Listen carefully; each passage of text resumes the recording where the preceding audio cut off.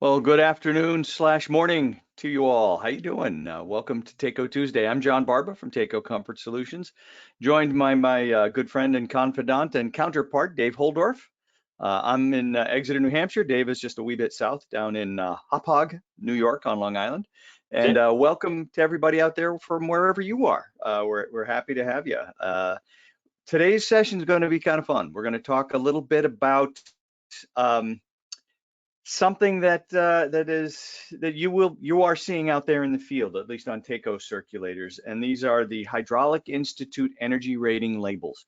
And this is important when you're talking about ECM circulators, uh, and comparing the technology among different models and different manufacturers, and being able to share with your customers what they actually mean, and being able to present your customers with the very best technology that the industry has to offer. And that's what we're going to talk about today, and show you what these labels mean, where they come from, and how to use that information to your benefit and for the benefit of your customers. Important to note, these aren't Takeo labels. We didn't come up with these. These are independent third-party laboratory testing done by the Hydraulic Institute, which is an industry agency that sets up the testing parameters, the test procedures, and evaluates everybody's product on the exact same level playing field. So we'll be able to show you what these things all mean. So we're kind of excited about that. Now, just again, to get started, everybody here who, I'm sure a lot of you have been to Takeo Tuesdays or Takeo After Darks before, but just to kind of reiterate some of the basics. First things first, let's treat this as a classroom exercise, okay? That means grab a pen, grab a pad of paper, and take notes as you go. That's not going to distract you from paying attention. That's actually going to help you pay attention. It helps you stay focused on the session, because webinars are funky, man. You know how they are. You can see me, but we can't see you. So we don't know if you're checking Facebook or email or something like that. The way to stay focused is take notes, jot stuff down. That way you'll have a record. Now, this webinar is going to be recorded. All right, there will be a recording, and about this time tomorrow, you will receive a follow-up email that just thank you for your attendance, and it'll give you a link to view the recording. So you'll be able to see that and view it as many times as you want. We'll also archive these on our YouTube channel as well. So best thing to do there is just take notes, jot stuff down, stay focused, stay current, and you'll get an awful lot out of this. Dave, what's the next thing everybody has to do to stay involved in this presentation? Got to participate and not just be a sitting, as me sitting here. I hadn't said anything yet. John was talking the whole time, and you saw my head swiveling back and forth. I was not looking at Facebook on the other screen or answering emails on this screen over here. I'm actually monitoring any of the comments, questions asked, and even questions answered out there. Even a simple hi, hello, how are you will actually get you more involved in the conversation also, just by typing in there. So if you haven't yet, or you haven't played around, there we go. John jumped in with a hi, with a hello already. James jumped in there.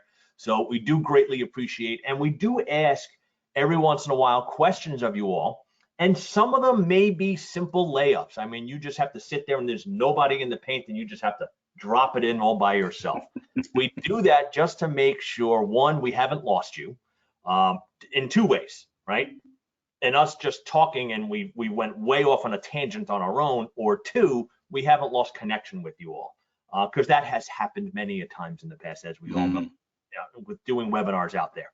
So we don't want to lose connection with you. And I have gotten text messages before saying, hey, Dave, you've been disconnected, and I'm still talking. So excellent. Thank you, Ken and Walter and Ryan. Thank you so much. Paul from Seattle. Good to see you guys. So yes, good to see you all. All right, I know you guys see us. We don't see you. I just see your name and some comments coming in there. So please, please, please ask questions and answer questions as we go through today.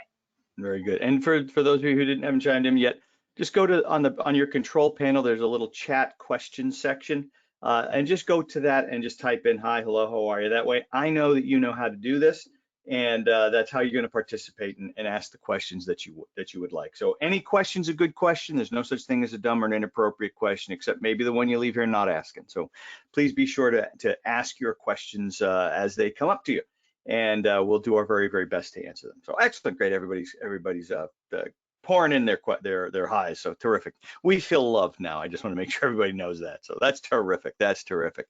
Okay, well, let's get this show on the road, and we're going to be talking about residential efficiency ratings and these stickers that you're going to see on circulators, both on the box and on the circulator itself.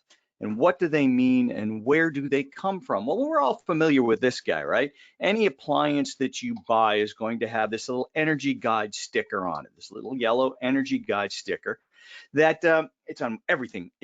Water heaters, boilers, furnaces, all this stuff in our world, as well as dishwashers, refrigerators, you name it, it's on there. And what these are designed to do is they're designed to allow you to compare the relative efficiency or estimated yearly energy cost of units, of different units compared to each other. All right, your mileage may differ. Obviously, your cost of energy is going to play a factor, but what it does is it allows you to compare product A to product B to product C and see which one is the most efficient. So do you want to pay a little bit extra to get something more efficient, or a little bit less and get something less efficient, and see what happens? So it's a way to estimate annual operating costs. The Federal Trade Commission, they're the people that put these things together and stick them on these appliances. In the world of circulators, it's not a federal law. What it is, it's a voluntary program amongst the major circulator manufacturers. Ourselves, B&G, Xylem, Grundfos, Armstrong, we all participate in this program. And we all have our circulators tested to the same basic criteria at the same labs, and they're all tested on a fully even playing field. What these labels are is it's basically the same thing, only different, if you will. And they come from the Hydraulic Institute. That is the agency that conducts this testing, and we'll tell you a little bit more about them in a minute. But they are Hydraulic Institute ER, or energy rating labels. And they're not coming this summer. They're here already. Okay, they are here already. And the purpose of these labels is to help drive market conversion from standard efficiency circulators to the more electrically efficient ECM models.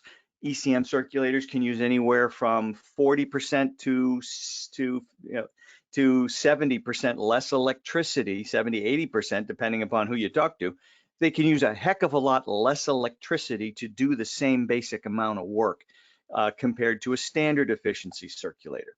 And again, there's in terms of overall energy consumption, this is a program to help reduce our consumption amongst circulators. There are already energy efficiency requirements for larger pumps, anything above 1 horsepower. These basically are focused on smaller circulators, the type that we would see in residential applications. All right, basically anything under 1 horsepower. The Hydraulic Institute, who are these people? Well, the Hydraulic Institute has been around since 1917, and it is the global authority on pumps. That's what they call themselves. They are the global authority on pumps, and what they are is they are an industry association. What they do for the industry is they develop standards for design, operation, testing, etc., for all kinds of circulators and pumps. It's not just little wet rotor circulators or commercial circulators. All kinds of pumps go through the Hydraulic Institute, and the manufacturers, the major manufacturers, are members of this institute. What they also do is they work with the Department of Energy to develop fair regulations. As you know, in it was January of 2020, we had commercial circulator efficiency guidelines, or basically any circulator or pump that's above 1 horsepower. They're working on, and hopefully will have some sort of rules and guidelines in place later this year. We believe to be instituted sometime in 2026 for the smaller wet rotor circulators that we use residentially. So those guidelines, those standards and regulations are coming to the smaller circulators. It's just a matter of when. They're in the rulemaking process now. We expect to see something maybe by the end of this year, and setting a date for these guidelines to go into effect sometime in 2026. So that's what the Hydraulic Institute is, they do testing, they do rulemaking, and the Hydraulic Institute kind of puts it all in motion. They help the DOE write all these guidelines and procedures, etc. So specifically, they will approve testing labs, and they'll create test procedures, and it includes everything from how they calibrate the equipment and the material and the machinery to how the personnel who are doing the testing are trained. So they kind of cover all aspects of this to make sure that it's fair for everyone. And then they go ahead and they audit the test results after they're done, just to make sure. So this is very much a third-party, independent, level playing field view of circulator performance. So I just want to make sure everybody's good with that and understands that. So again, truly independent third-party industry association, but there's no home team wins here. We're all part of the same. We're all part of the same process. So we saw those energy ratings. We're going to get into what they mean in a second, but first I want just what's the point? Why is this even done? Well, as we said, independent third-party ratings. Utilities will use these ratings, these labels, and the performance of these to help determine common sense and logical incentives and rebates for their territories. We're seeing more and more incentives or rebates to offset the cost of an ECM circulator compared to a standard efficiency circulator. Here in New England specifically, you'll see rather large rebates on circulators and those rebates are given at the wholesale level that will bring the cost of a 0018E or a 0015E3 or a 007E to either at or below the cost of a standard 007 or 0015 or 1558 or whatever. So they're incentivizing the trade to install more electrically efficient circulators. Going forward, utilities will use these ratings to help develop programs that are going to make sense going forward and incentivize the most efficient performers. For the trade, for you folks, these numbers can help you demonstrate the dollar savings. People want to know, how much, if I put this in, how much am I going to save? Or when's my payback, which is a terrible term, but people still use it. The term we really want to use is offset. When is the reduced electrical consumption going to offset any additional cost there may be in buying the circulator? And that really is only of a concern in a non-rebate area, which is still a big part of the country. So we're going to show you how that works and how to use these numbers to be able to demonstrate an offset over standard efficiency circulators. And it really is an indicator of the best technologies out there. Who has the circulators that are the most efficient and have the highest level of technology in them in terms of how they perform. And I think you'll be pretty impressed with the results when we get to them. The point really is this, and this is a direct quote from the Hydraulic Institute. And it says, circulator energy rating labels are only applied to the most efficient circulator pumps on the market. Rated circulators save energy, maximize overall system efficiency, cut operation costs, and reduce carbon emissions. That's a direct quote from the Hydraulic Institute in their literature regarding these things. So again, save energy. That's obvious. They use less electricity. Okay, they use less electricity. That's kind of the cherry on top, in my opinion, of why we want to use ECM circulators. Why variable speed technology it makes a ton of sense. And the real meat of this is maximize overall system efficiency and cut operational costs.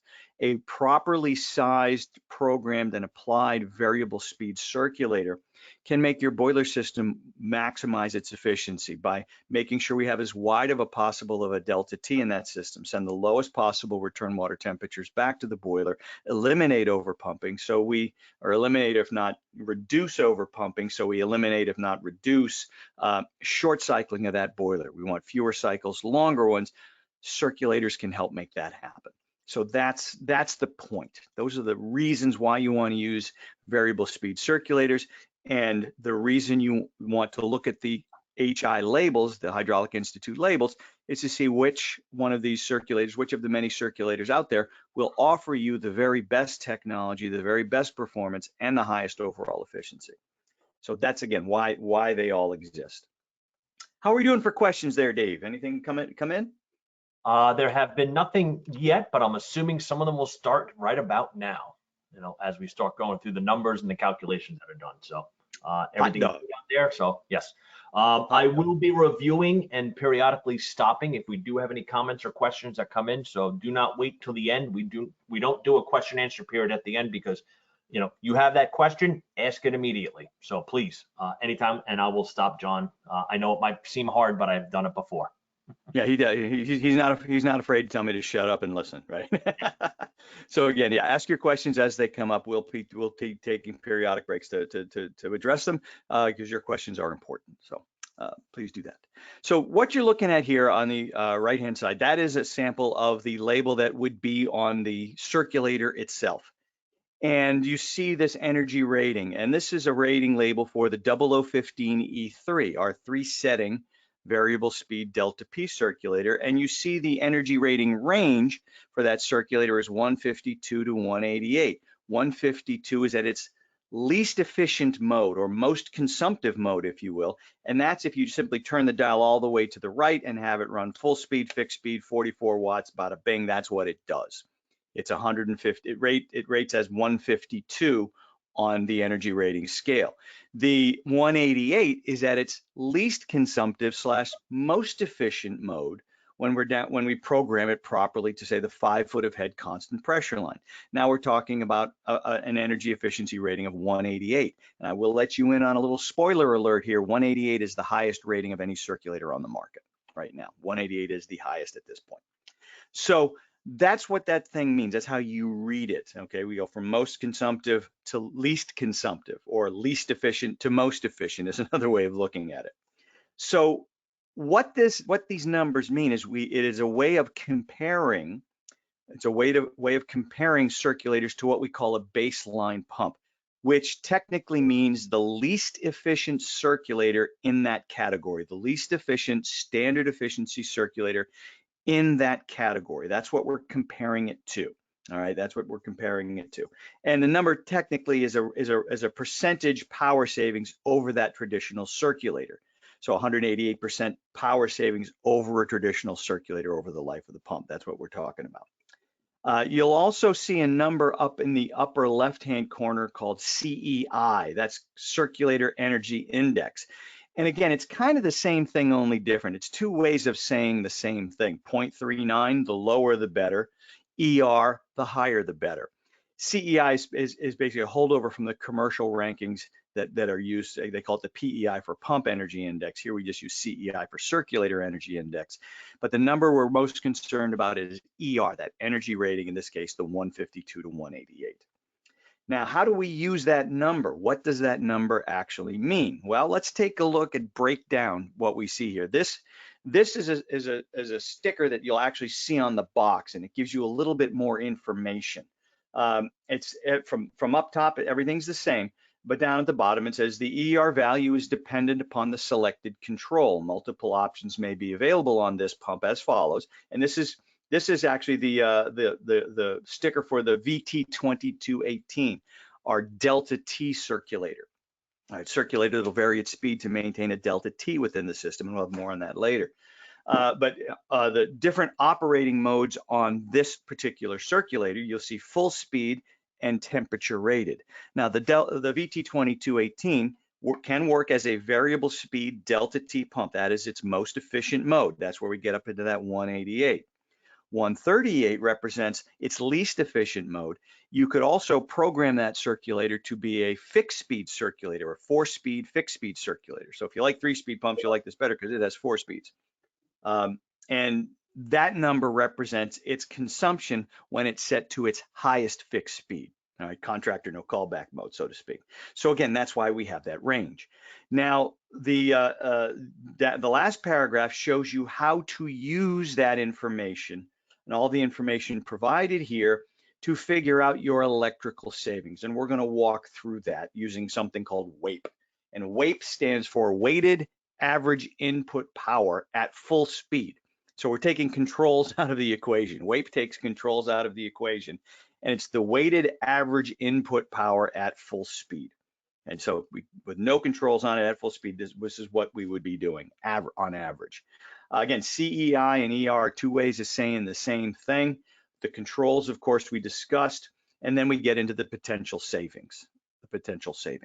So we have this on the table. Let's actually do a little bit of math. We're going to walk through this using the WAPE and using the energy ratings to figure out how much a specific circulator might save in terms of dollars and cents compared to a baseline circulator. And then we'll show you how to compare it to maybe an industry standard circulator.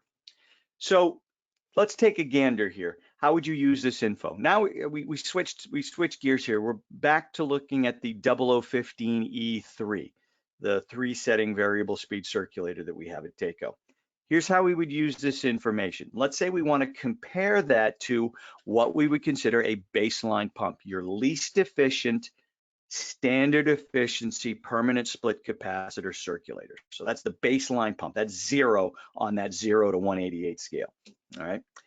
The way we would do this is we would multiply the energy rating, in this case 188, times the WAPE, the weighted average input power of 0.071, and then we would multiply that by 7.46. Now that's a multiplier that will turn horsepower into watts, basically, is what we're trying to do, turn horsepower into watts. So we get into the electrical consumption. So in this example, 188 times 0.071 times 7.46 gives us 99.57 watts. It's just a number. Now we want to multiply that by an estimated annual runtime. How many hours over the course of a heating season can we expect this pump to actually be on? Okay. And in this case, in most cold weather parts of North America, we're going to look at anywhere from 2,000 to 2,500 hours. There are going to be some areas where you get up into 3,000. That's the depth, or that's the breadth of the heating season, not necessarily the depth. It's how long of a heating season do we have. But most of the cold weather parts of North America, 2,000 to 2,500 is a pretty good number to use. But whatever number you do use, you just use one that you use it consistently when comparing all pumps. To turn watts into kilowatts, we're going to divide 99.57 by 1,000. Now we've turned that into kilowatts, 0.099 kilowatts. The final step, then the penultimate step, there's a word for you to look up, Dave. The penultimate step is to multiply the kilowatt hours times the number of run hours, in this case 2,500. So what we presume now here is on the average heating season, this circulator will use just under 250 kilowatt hours. 250 kilowatt hours. At, let's say, 15 cents a kilowatt hour, a slightly high national average, what we find is this circulator will save compared to the baseline pump roughly $37 a year. All right. So $37 a year is what we're going to not spend to run the pump. That's a pretty substantial chunk of money. Now all you got to do is say, okay, how much does this pump cost compared to that pump? How many years does it take to get an offset for this thing to, I hate using the term pay for itself or give me a payback, but those are terms people use. They're terrible terms, but that's what people use. The correct term is offset. So let's take a gander on what something like that might be. Actually, let's take it a step further. Let's compare it to an industry standard 3-speed circulator. Now, this could be your TACO 0015 standard efficiency, your Grundfos 1558 standard efficiency, your B&G NRF 22 standard efficiency. Pick the flavor you like. They're all pretty close to the same. There are no energy ratings for standard efficiency circulators, although we've done some. And we've kind of got them pigeonholed somewhere between a rating of on the, not the baseline, not the least efficient, but the industry standard. We're looking at somewhere between 42 and 48 is the numbers we've seen in that area. So we're going to average it out and call it 45. The way you would use that number is simply subtract the energy rating of the circulator you're using, in this case 188. From that number, we will subtract the energy rating, the presumed energy rating of the standard efficiency circulator. So we would just simply subtract 45 from 188, and we do a multiplication off of that number. So 188 minus 45 is 143. We multiply that out, we have 75.74 watts. divide by 1,000, 0.076 kilowatts, multiply by 2,500 hours, 190 kilowatts times 15 cents. Now we're talking about a $28.50 savings, a 0015E3 compared to a 1558, a 0015, a NRF22. So now we simply compare the price difference between the two, and we can see in most cases it's going to be less than 2 heating seasons. If you have no incentives where you are, in less than 2 heating seasons, the electricity you save with the 0015E3 will more than offset whatever higher price would take to purchase that circulator compared to a standard 3-speed pump. So that less than 2 years, hey, most folks are going to be on board with that, because okay, it's that, and then after those 2 years, for the rest of that circulator's life, they will enjoy that energy, that lower electrical consumption over the course of a heating season. What we have seen happen is that an installer might go and replace a dead pump and give the customer the option between a standard efficiency or high efficiency. The customer asks the obvious question, well, why do I want to spend more money for the higher efficiency circulator? What's my payback? And the contractor will say, well, your offset based on the energy ratings that I'm showing you here on this label, how we use that, the offset is going to be in less than 2 years. So yeah, this thing you'll offset whatever upfront cost you have in less than 2 years. What we have seen happen is the customer, the homeowner, looks at the guy and says, well, how much to replace these other pumps too? At that point, they want to see that energy savings and they'll pay for it. So it's kind of interesting. It helps make that cost go down a little bit easier, even though it's not a great deal of money. It makes it justifiable, and it demonstrates the real value of upgrading overall efficiency, not to mention how much more effectively, when programmed properly, it will help the system operate by reducing short cycling, by reducing overpumping of the system. So that's kind of how we would use those numbers. Dave, any questions come in on that? Because we went through it a little quickly. I want to make sure everybody's cool with it. No, actually just one comment that came in from James, that when we were looking at the labels before, he was saying if you take a look at the CEI and the ER ratings, they're almost like the R and U values. They're reciprocals of each other. Yeah, there you go. Yeah, that's a good way to look at it. That's a really good way to look at it. Yeah, very good, very good. We did have a question just come in from Paul, and how long is the warranty on the new high efficiency circulators? I can't. Go ahead. No, I can't speak for other manufacturers. I know with Taco, they're the same, 3 years. 3 years flange to flange. It's the same warranty. And I believe that is in industry standard, but I can't specifically speak to the other manufacturers. But I know with ours, it's the same warranty on the standard efficiency as we have on the high efficiency. So good question. And if you're not familiar with with our high efficiency, Paul, they're also not new. All right, we've been making them here in Cranston for at least 5 years now. And we've been making them in the European market for almost 20 years. So don't worry. Over 20. Yeah, you're not going to get serial number 001. So don't worry about that. You're good to go. Right. Here's a pop quiz for you. Who introduced the very first variable speed ECM circulator in the world? There's a pop quiz for you. Type in your answers. See if you know who it was. Who introduced the very first variable speed ECM circulator on the planet? Let's see what we got. We got a couple of good guesses here, considering why we asked the question. Yeah, no, it wasn't Velo, and technically it was not Taco either. It technically is not Taco. It was a company called Ascol, A-S-K-O-L, Ascol, out of Italy. Ascol is a huge manufacturer of all different kinds of pumps. You find their pumps in European appliances and things like that, even fish tanks and stuff. Ascol had a hydronic circulator manufacturing division. In 1999. They introduced the very first variable speed ECM circulator to the European market and to the world. That was in late 1999. In 2015, Dave? I think it was 2014 or 2015. Taco purchased the Ascol Circulator division, and it became Teco Italia. So yes, by extension, you could say Teco did, but Teco didn't. It was Ascol, but we purchased that company, and that they are Teco Italia. They are our circulator arm in Europe, and these circulators are now manufactured here in Cranston, Rhode Island. We have a manufacturing operation to make these variable speed circulators in Cranston in the USA, and that's been up in operation for at least 3 years. I think if I'm right about that one, David. If not a little bit longer, yes. It's not a little bit longer. There you go. And a comment came in from Rolf was saying that the Ascol circulator was not necessarily variable. That's correct. They've always done an ECM high efficient, they've always done that ECM motor. Doesn't necessarily did it have to be a variable speed circulator either. So maybe that was your comment too. I think you might have thrown variable speed in there, not necessarily high efficiency. So you are correct, Rolf.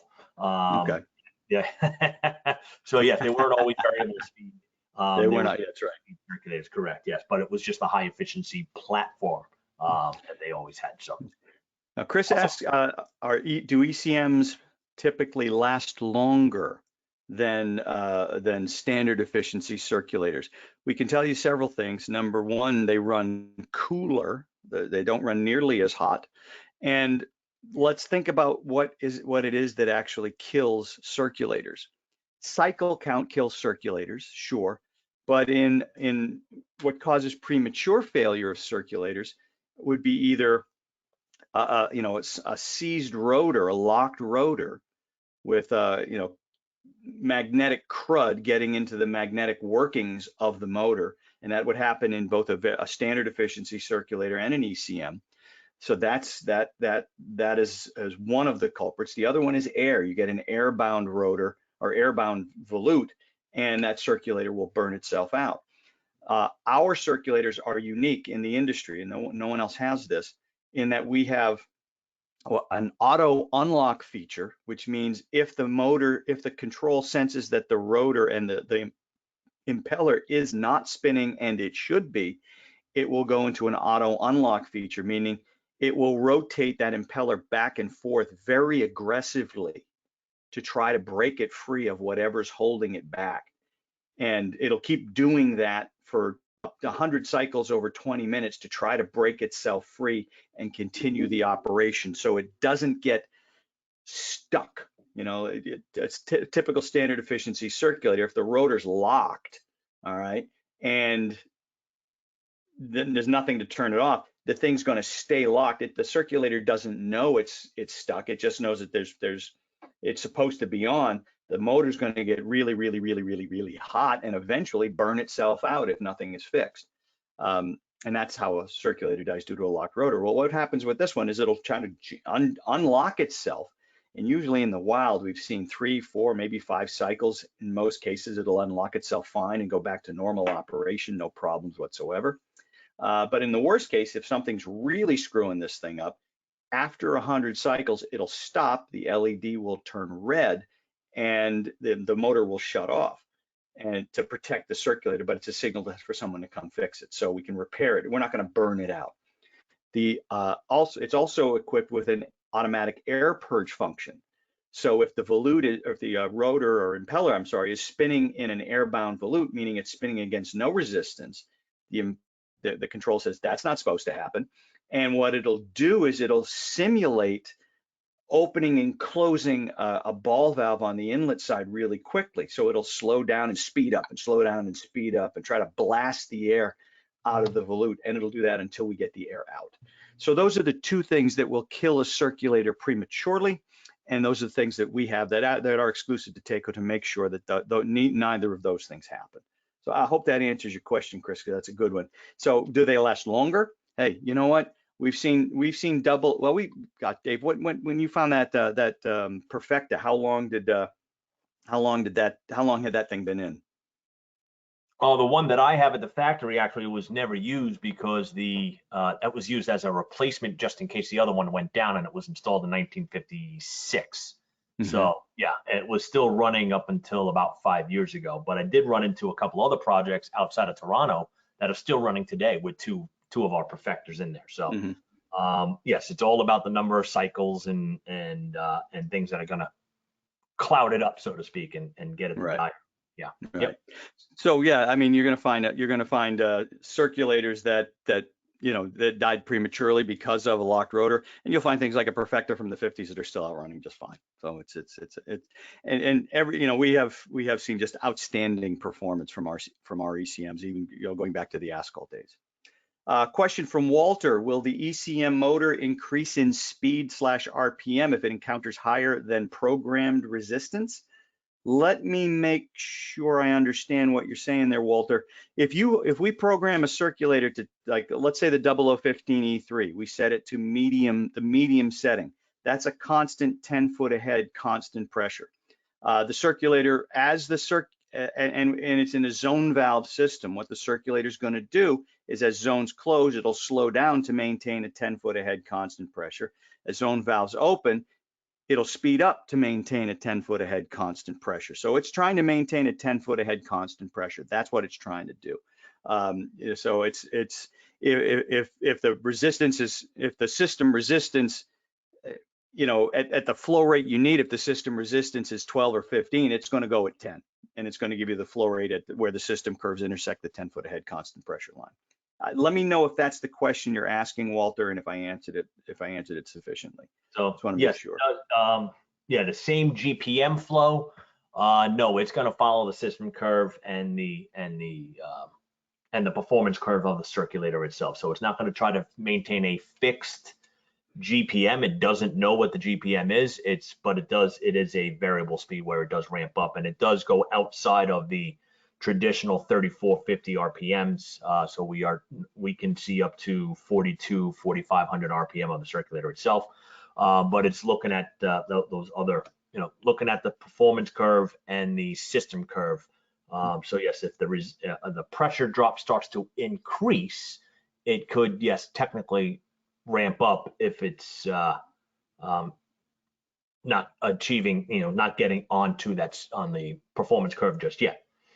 Another question just came in from Paul, was asking if they were on all of the E pumps. So not everything has the short start of the E side of us right now. So we have our circulators up to the 0034E, which does have those features on there. But once we get to the other VR circulators, like the VR15 through 30 circulator series, it does not have the short start feature.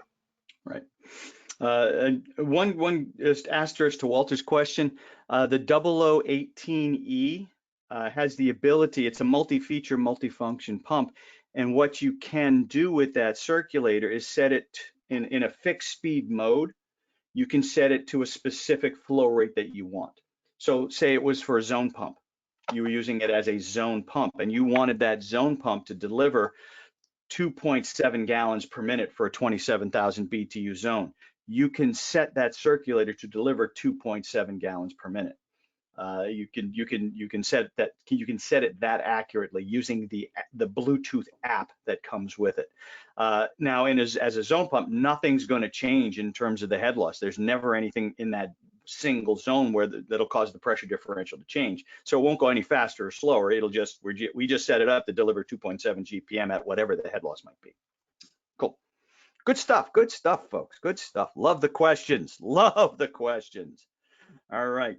Let's continue on our journey here, and I want to talk a little bit about the delta P, delta T differential.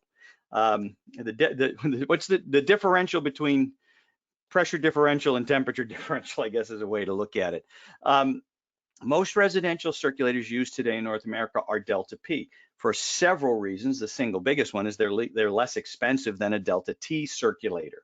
Delta T circulators, like what we show here, the VR2218, come with two sensors. One of them goes on the supply piping for either a zone or for a system, and then the other sensor goes on the return piping. And the circulator varies its speed to maintain your design for delta T through that piping system. All right, if you design for a 20 degree delta T, just makes sense to give it a 20 degree delta T, right? There's no reason not to, and there's no downside to it. Give it a 20 degree delta T. Means we'll always have, for the most part, have the lowest possible water temperatures coming back to the system until we reach our minimum speed, and then we have a fixed speed 9-watt pump, and that's just the way it is. Delta P stands for pressure differential, meaning the circulator will vary its speed in order to maintain a specific pressure differential within the system, either proportional, where the actual performance curve goes down into the left, which is used for constant circulation thermostatic radiator valves exclusively in the size of circulator that we have here, or constant pressure, which is a flat curve, a constant 5-foot ahead or a constant 10-foot ahead, etc. So those are the two different types of circulators we have. Most of the residential ECMs are Delta P simply due to price. But according to the Department of Energy in their studies, they have determined that Delta T offers the greatest overall electrical efficiency simply because it will vary the speed based on return water temperature. It's trying to maintain a Delta T within the system. All right.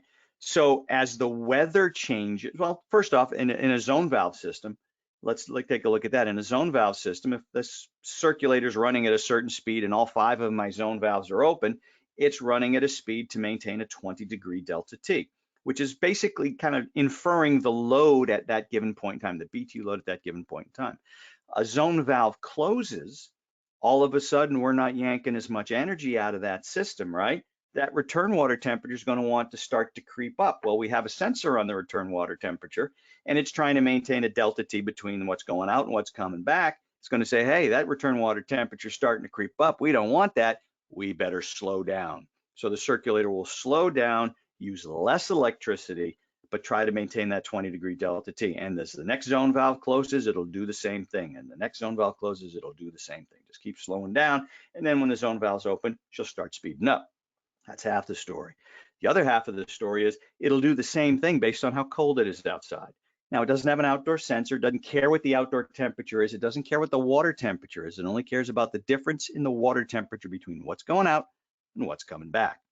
Now, 0 degrees outside, our coldest day of the year, we want to maintain a 20-degree Delta T going through that system. Okay, we got to go at a pretty good pace. If it's 35 degrees outside, my BTU load, the heat that is lost from the building, is considerably lower. It's considerably lower. Therefore, I need a much lower flow rate because, after all, GPM equals BTUH divided by Delta T times 500. We know the BTUH is going to change with the weather, right? Well, if we lock in the Delta T, the flow rate has to change with the weather. So not only will this thing vary its speed based on how many zones are open and closed at a given point in time, it'll also vary its speed based on how cold it is to a degree. I mean, once we hit that minimum speed, you can't go slower than minimum, and then it'll be a 9-watt fixed speed pump. But according to the Department of Energy, they've studied this, say Delta T offers the greatest overall electrical efficiency, all right, of any variable speed circulator. So that will improve your overall system performance. Now, there's a lot of hubbub in this chart, and this is just an indicator of how the Department of Energy and the Appliance Standards and Rulemaking Federal Advisory Committee, better known as ASRAC, okay, the Appliance Standards and Rulemaking Federal Advisory Committee. According to them, they've quantified all of this. So 0 baseline, you see up top, single speed induction motor circulator, your baseline efficiency, and then they show various improvements, okay, various improvements. Once you get up into the higher levels, 2.5 and 3 in terms of efficiency, now you're talking about a variable speed, EC, electrically commutated motor with automatic controls and proportional pressure, and it's showing the various efficiency levels, 2.5 and 3. When we bump up to, okay, and here you see them, variable speed EC motors. Now we bump up to our differential temperature, our Delta T circulators, our best efficiency points get better, and the overall rating goes up from 2.5 to 3, it goes up from 3.5 to 4. So what does that mean? Well, over the course of the life of that circulator, that means a level 4 is going to use 20% less energy over its lifetime than a level 3. All right, so that jump from 3 to 4 equates to 20% more lifetime savings, if you will. Now, this chart gets into quads. A quad is 1 quadrillion BTUs. So if the entire industry switched to delta T circulators, that would equal the savings of, well, a metric crap ton of gasoline. Okay, I guess there's no other way of putting that. What is that, Dave? 1,761,540,000 gallons of gasoline. So just something to think about. They look at it on the federal level. They look at it out to that level. Okay, they look at it out to that level. So what this means as the takeaway for us is if you are looking at developing and designing and installing the most efficient system overall, both in terms of electrical efficiency and in terms of system-wide performance, your delta T pump is really going to be a terrific option. All right, it's going to be more electrically efficient, 20% over the lifetime of the circulator, and it's going to help that boiler work a lot better, especially when, when you combine it with zone valves. It's going to make the boiler work a lot better, a lot more efficiently. So cool. All right. Any questions come in the meantime there, Dave? There was one that came in regards to the delta P and how the circulator was reading it. And it is not reading pressure differential on these small wet rotor circulators. Right. They don't read any of that. They don't even read pressure at all either. They do that. What it does in order to speed up and down or look at the pressure differential of a system, it is looking at an amp draw and an RPM, and there is an algorithm. There are calculations that are performed to make the circulator either speed up or slow down. So there is no transducers or any sensors in a delta P style circulator. However, delta T does use external information. Where it does have two sensors that were reading the supply and return temperatures of the either zone or of the boiler itself. Yeah, if you were to, we've had a lot of people say, well, what are the delta P pump? Are there sensors or something in there? Well, no, there aren't. There are no internal sensors, no external sensors. It's simply, yeah, it's using, as Dave said, using the amp draw to kind of infer resistance against the impeller. If a zone valve closes, well, that impeller is spinning against more system resistance. That's a signal for that circulator to slow down because the zone valve clearly closed. As the zone valve opens, it's spinning against less resistance. That's a signal for the circulator to speed up because zone valve clearly opened. So that's how it'll tell. And again, as Dave said, it's an algorithm based on amp draw. Cool. So here's the product labeling where you'll see it on the Takeo products. Again, sticker on the box as you see in the upper portion, and on the circulator itself, it's gonna you'll see it on the bottom right here where my cursor is. It's on that bottom panel. Okay, so you actually kind of have to turn it upside down to look at it, but that's where you'll see the onboard energy rating label. So the full label is on the box, the abbreviated label is on the circulator itself. Now, again, here's our portfolio, our small ECM portfolio, and our different circulators and where they were rated. As we showed you already, the VR 2218 in the upper right-hand corner, 138 up to 188 is its energy rating range from its least consumptive, its most consumptive to least consumptive, or least efficient to most efficient operating modes. Down below that, you see the 0015E3, 152 to 188, the 007E, 168 to 187, 168 to 187, because it only has that one single operating curve. I can't program it down a notch like I can with the 0015E3. And then up above, if you continue going clockwise, in the upper left, we see the 0018E. That's our multi-feature, multi-function variable speed circulator with Bluetooth connectivity. It'll connect to an app. So you can actually program this thing about as well as a circulator can be programmed. And that has an energy rating range of 152 to 188 as well, just like the 0015E3. So these are four of ours. We continue to the fifth one in the primary family, the VR 1816, which is simply the 0018E but without Bluetooth. All right, the only difference between the two is it doesn't have Bluetooth technology, but otherwise it's pretty much the same. Doesn't have as many options because when you get into that Bluetooth app, you have a lot of options to be able to program that program that circulator that you don't have on a VR 1816. But again, that rating's 152 to 188. So there are 6 circulators that lead the pack in terms of energy efficiency that have ratings of 187 to 188. And 187 and 188, those are the only 6 circulators that we found that actually have ratings over 180. all right, in terms of efficiency ratings. The 6th circulator is the Armstrong Compass. Okay, other than that, no other circulators that we've been able to find has cracked the 180 barrier. So we're a good 6 to 10% more electrically efficient in that mode than anybody else on the marketplace. Basically, the bottom line is nobody makes circulators like we do. Nobody. The 006E3, if you take a look at that one down at the bottom, 162 to 174. That is a variable speed domestic hot water recirculation pump only. And again, it's simply what you've got there is a volume dial. The more you turn it to the right, the faster it goes. So least consumptive is if I've got it pinned to max. Least consumptive, or that's least consumptive if I'm pinned to the max.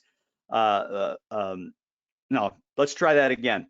Least consumptive if it's all the way to the left and I'm at minimum speed. Its most consumptive is if I've got it turned all the way to the right. So that would be 162. Least consumptive mode would be 174 rating. This is the most efficient domestic hot water specific circulator that was tested. None of the other DHW specific circulators come close to this rating. So again, just so we understand what we're talking about in terms of technology, in terms of capabilities, in terms of performance.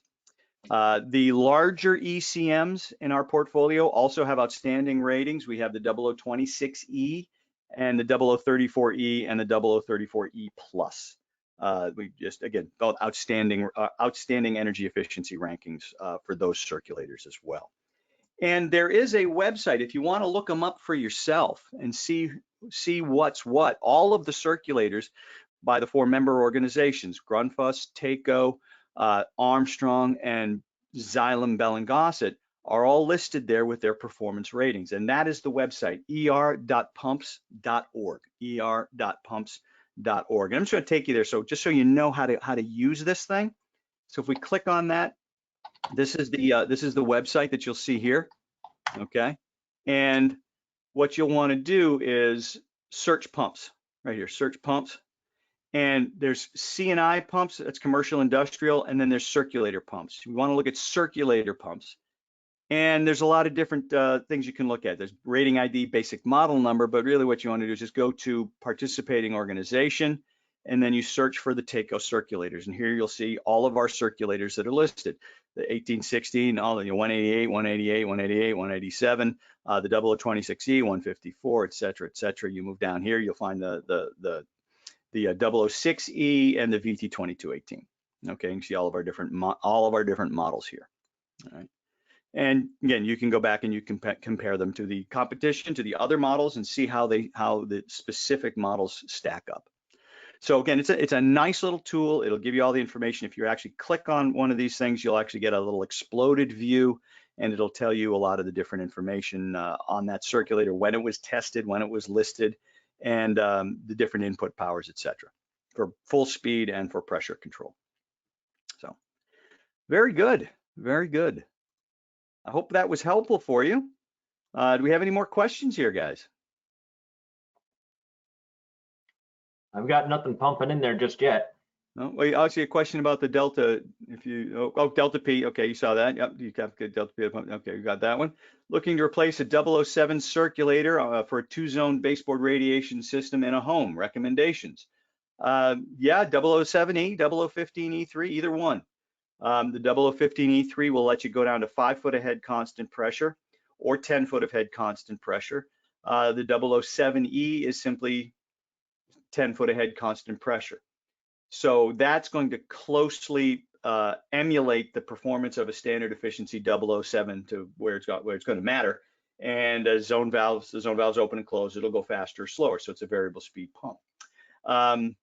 And then, so that would be, either one of those would be a recommendation there. The 007 or 0015E3 would be most straightforward there, Ken. List of TACO e-pumps and their features, TACOcomfort.com. Just looking at products. Also in the handouts, I did put the 7E, the 15E, and the 18E in there. Oh, okay, good. Yep, so you can take a look at those handouts, as well as a comparison ECM sheet that we put together, understanding feature to feature, which I also put up there. So that is also in the download section today. So so take a look there, and hopefully that'll help you out there, Ken. I do have a quick question back to Ken in replacing that 007. I do have, is the existing 007 not working today? All right, so that's my other question. If it's still working, let it keep going. Right. Okay, because yes, we do see that there is an electrical savings right now. But if it's still running in the home, I would probably leave it in there. If it's questionable and you need to do some updates to that circulator, then yes, I would update definitely to a high efficiency model at that point. I just don't like to see a contractor show up at somebody's home and say, hey, we're going to rip out this perfectly good working circulator, put this one in there so you can save money. Yes, we went through the math to show you that you could see a $30 to $40 a savings per year in electrical consumption. Remember, that's per year. That's not per month. Yeah, that's the entire heating season. Yeah. So the homeowners are not going to see their electric bill drop tremendously if you're looking at a $30 savings over the course of, say, 6 months. You know, we're looking at $5 a month. All right. Cheeseburger a month, a good cheeseburger, you know, not a great cheeseburger like Five Guys, you know, or something like that, or a Shake Shack burger, but it's definitely not a McDonald's Happy Meal. So, just if it's working, I'd probably let it go. You know? Unless it's at that point where it's 15 years old and it's preventive maintenance, or if you simply want to try one. If you haven't done a DCM circulator, Right. It's your own house, Ken, and you want to try it, go. Then at that point, definitely go for it. Definitely go for it. Another question. Velo isn't participating in the HI testing. No, the HI test is major manufacturers here in North America, and Velo just has not established itself. I'm saying that Velo is not manufacturing here in North America, and for whatever reason, and I can't speak for them, they do not participate in the Hydraulic Institute. So we'll leave it at that. Chris asks, is the VT2218 the only Delta T pump on the market in North America in that category? Yes, absolutely, the only one. So yeah, we've been doing Delta T since 2003 for variable speed pumping, and it's a great technology, man. It's really excellent technology, and it just makes sense on so many levels. Oh, cool. Very good, man. What else we got? Holy Chuck Burgers in Toronto, $12 to $30. Whoa. So okay, so you switch to a 0018E. And you can get it. You can get one of those a year, man. You can get one Holy Chuck a year with everything. Okay, that's the full blown 30. That's $30 Canadian too, so that might work out to about $40, right? US. I'm not sure if I'm doing the math right there. So there we go. All right, very good. $20 US. Okay, so we're going the other way. There you go. Right, there we go. So yeah, definitely totally worth it. So cool. All right, please guys, official presentation is done. And again, er.pumps.org. We would love to just check that out, and that's where you get a lot of information. Question from Rolf: is Delta T controlled variable or constant? Delta T is a programmable Delta T, so it's a fixed Delta T. Oh, okay, there you go. Very good. So yes, it is adjustable between 5 and 50 degrees Fahrenheit. So whatever setting you want to use, it comes default out of the box at a 20-degree delta.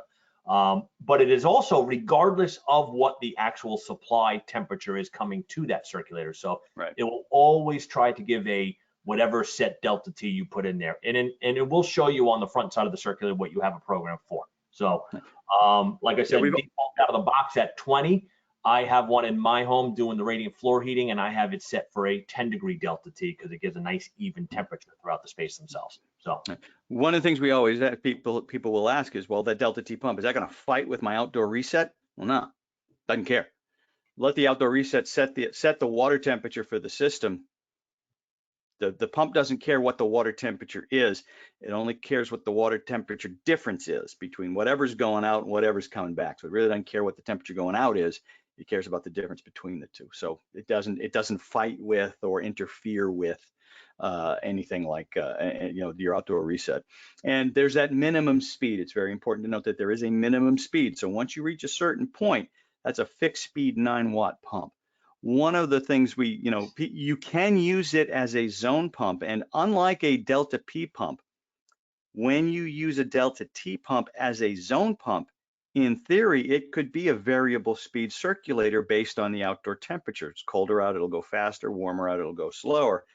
There's an asterisk there, right, Dave? There's an asterisk to using a delta T pump as a zone pump, because if it's a little zone, you're probably going to be running at or close to minimum speed most of, if not all of, the winter. Dave, what was that example you had where the guy had 5 zones in a 200 square foot house or something silly like that?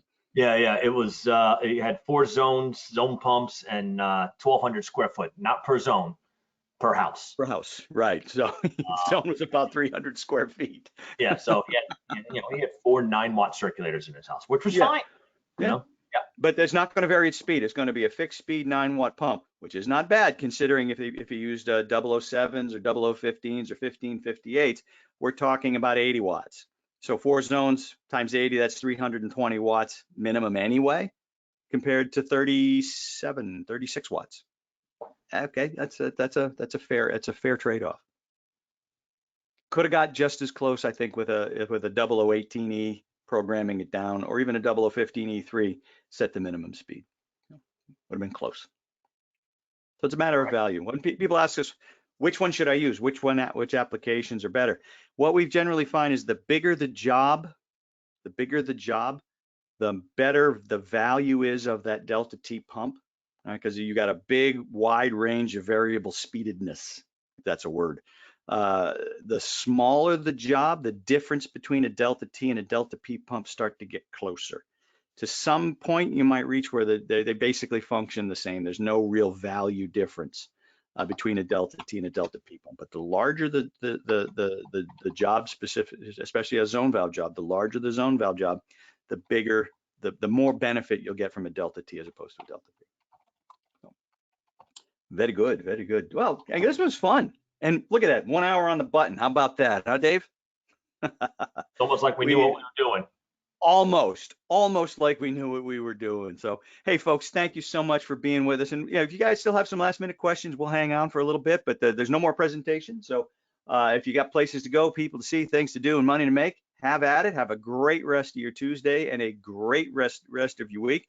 But if there's some folks there who have some last minute questions on what we talked about today or anything hydronics and TACO related, Dave and I can stay on for a few more minutes and be at your disposal. We're here to help. I do want to also bring up the guys for next week. So next week's TACO Tuesday is going to be commercial focus. All right, so the commercial focus for next week is proper hydronic piping pressure drop calculations.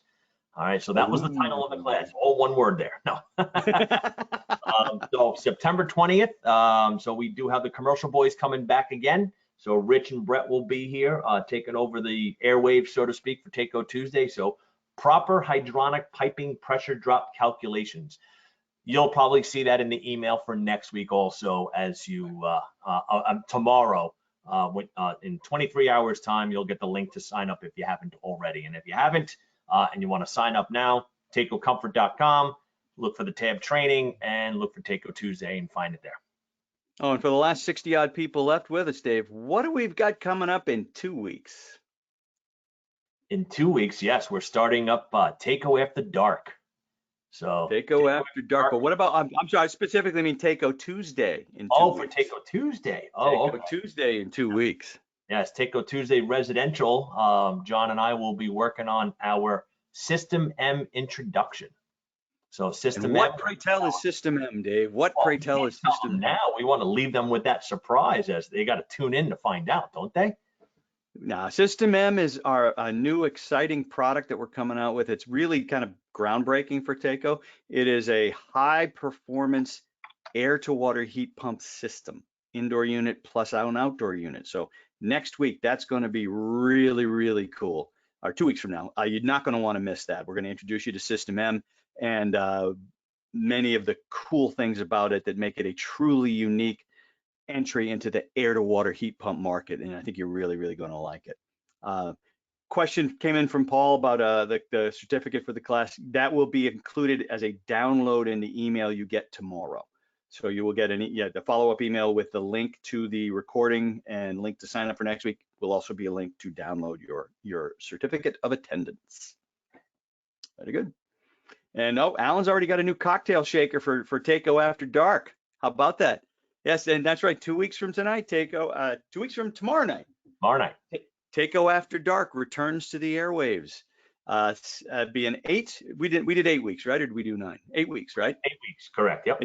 It's an 8-week every Wednesday night session, and what we've done, and it's proven to be pretty popular, is we have chopped up our factory training class, our 2-day factory training class, into small bites. Didn't get all of it because 8 weeks, 8 hours, it's not quite the same, but we've got the pertinent stuff. We've chopped it up into 8 bite-sized chunks for folks who simply can't get to the factory. Hey, people are working for a living, especially in the fall. But we're going to give you the opportunity to attend as many of those sessions as you like. And Lord knows what craziness could ensue when we let our hair down, or what's left of our hair down. Yeah, Dave really can't let his hair down, and I'm kind of getting there. When we let the remnants of our facial hair down, we can get a little crazy and have some fun. And Alan's been there, says you should get an Emmy award for Takeo After Dark. I love it. We should have a hydronics Emmy award ceremony, and I think Takeo After Dark would it's the Ted Lasso of hydronic programming. I will tell you that right now. It's the Ted Lasso of hydronic programming. So excellent. Yeah, right, Colbert. What time on Wednesday? 7 p.m. Eastern time. 7 p.m. Eastern time. We have about an hour's worth of presentation, and then we stay on as long as people want for questions and whatnot. And boy, during the peak of the pandemic, we would 2.5 hours was not unusual, right, Dave? No, yeah, it was something to do on Wednesdays. You know, it felt like you left your house for a little while. Yeah, at least for me. Right. Anyway. Yeah. Right. And we would have 300 people on at a time back then. I mean, since then, you know, we're maybe 100, 120 would be a good number. We'll get that. But we'd have 320, 350 people on, and we'd be on for 2.5 hours. And some guy got me to eat a peanut butter and gorgonzola sandwich, and I just don't want to talk about it. We'll bring that up another time. All right, yes. With that being said, for those of you that were waiting for us to end and go get lunch, I think we should end it right about there. We right now, and don't get a peanut butter and gorgonzola sandwich. That's all I have to say. All right, folks. Everybody. Thank you all. Dave, good to see you, man. Take care. Too, we'll see you all soon.